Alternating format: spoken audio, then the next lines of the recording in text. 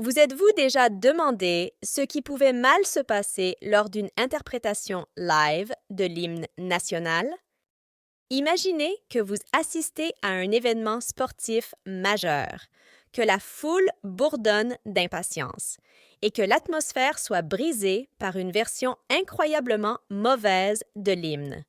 C'est exactement ce qui s'est passé récemment lors du Home Run Derby, laissant les fans et les joueurs incrédules. Ingrid Andress, étoile montante de la scène country, avec 4 nominations au Grammy Award, a été choisie pour interpréter l'hymne national lors de cet événement très médiatisé le 16 juillet.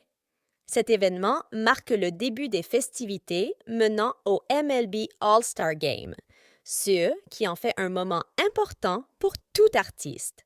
Cependant, la performance d'Andress est rapidement devenue tristement célèbre pour toutes les mauvaises raisons. Quand Andress est monté sur scène, les attentes étaient grandes. Mais au lieu de livrer une interprétation puissante et émouvante de l'hymne national, le public a été accueilli par des notes amères et une performance globalement hésitante. Écoutons.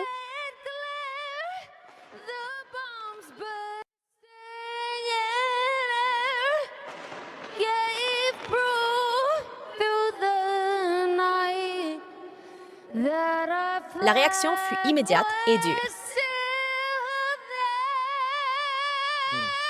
Les téléspectateurs sont restés silencieux et les médias sociaux se sont déchaînés sous les critiques.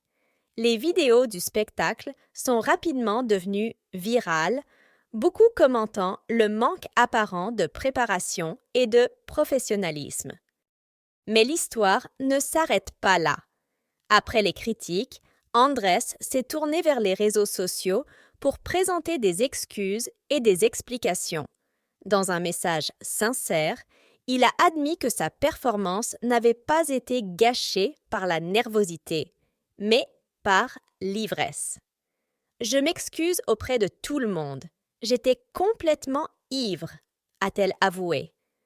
Andress a ensuite révélé qu'il souffrait d'abus d'alcool et a annoncé sa décision de participer à un programme de réadaptation. Aujourd'hui, je me rends dans un établissement pour obtenir l'aide dont j'ai besoin, a-t-il écrit. Ce n'était pas moi hier soir. Je m'excuse auprès de la MLB, de tous les fans et de ce pays que j'aime tant.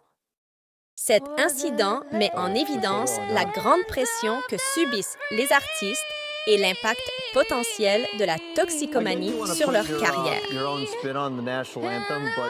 Maybe too many spins there. I think you should pick a key signature for the musicians out there. Le chemin vers le rétablissement est souvent long et difficile, mais la décision d'Andress de reconnaître publiquement son problème et de demander de l'aide est un pas en avant positif.